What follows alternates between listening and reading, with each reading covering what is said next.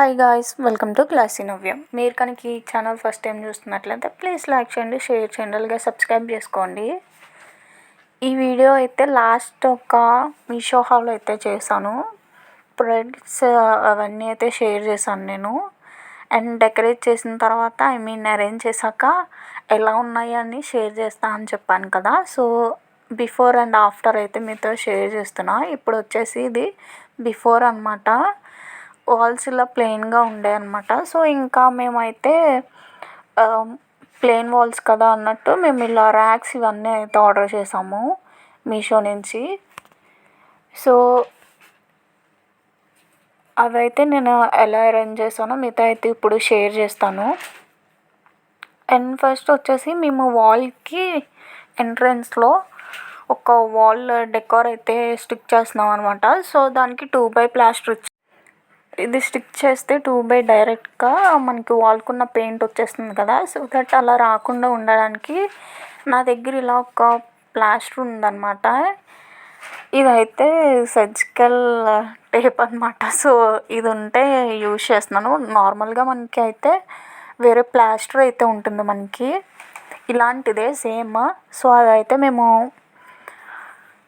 ఇలా back side wall డెకార్కి 2xకి దీనిపైన అయితే రివర్స్లో అంటించాం అనమాట.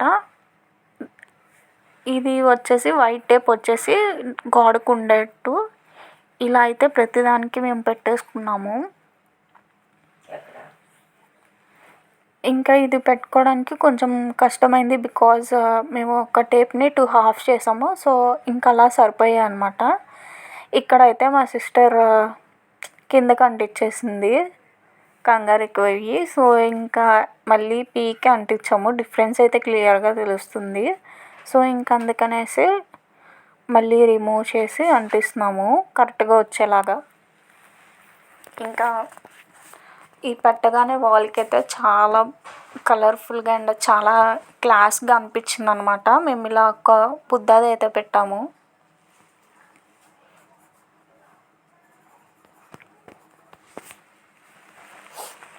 అండ్